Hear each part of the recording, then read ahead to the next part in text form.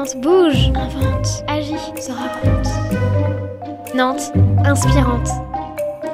Un podcast de Nantes Métropole.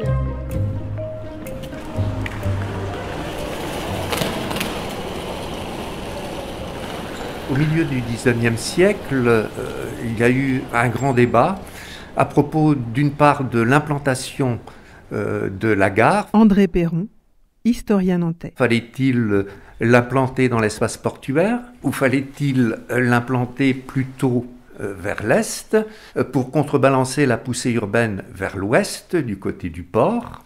Et puis finalement, donc c'est la prairie de Mauves qui a été choisie, c'est-à-dire là où se trouve l'actuelle gare principale de Nantes. Pourquoi? Tout simplement parce que les Nantais redoutaient qu'en implantant la gare plus au nord,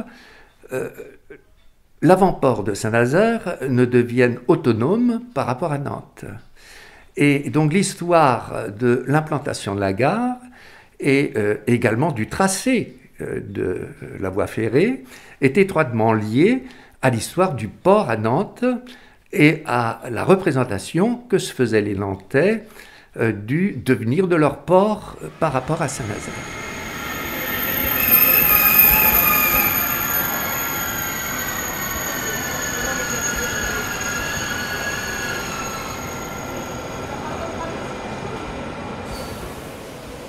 Le TGV arrive à Nantes en 1989, c'est l'occasion d'ailleurs de réaliser une nouvelle gare qu'on appelle la gare Sud.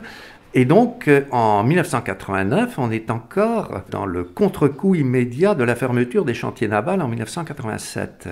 Et la fermeture des chantiers navals, qui s'accompagne aussi d'une crise d'identité, puisque aussi on a vu, finalement, la fermeture des chantiers navals, c'est un peu le point d'orgue de la migration vers la périphérie des industries qui étaient jusque-là implantées dans les îles de l'ancien archipel fluvial. Et donc, dans le cadre de cette crise d'identité, l'arrivée du TGV représente l'espoir qu'avec cette liaison améliorée avec la capitale, finalement, la métropole nantaise puisse en tirer davantage profit. Voie 2, le TGV Inouï, numéro 8880, à destination de Paris-Montparnasse, va partir. Ce qui engage aussi tout un débat autour finalement de la nécessité de maintenir également les petites lignes qui desservent notamment le Sud-Loire et notamment le Pays de Ré, avec tout un débat. Est-ce que finalement l'arrivée du TGV va profiter à la seule métropole? Ou est-ce que c'est tous les territoires périphériques qui vont aussi pouvoir en tirer profit? Et finalement, c'est un débat qui dure toujours autour du rôle de la métropole. Est-ce qu'elle vampirise en quelque sorte le développement au détriment des territoires? Ou est-ce qu'au contraire, elle dynamise un développement qui profite également aux territoires périphériques?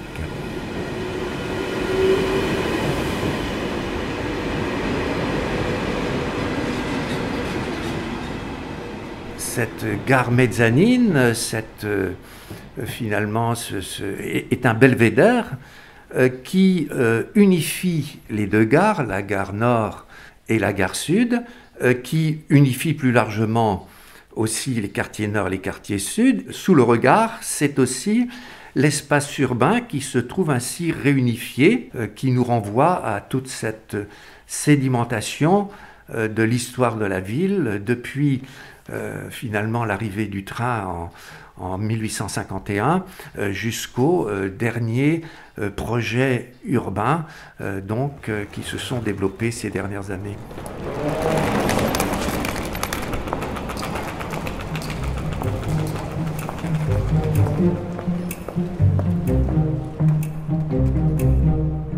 Nantes inspirante, un podcast de Nantes Métropole.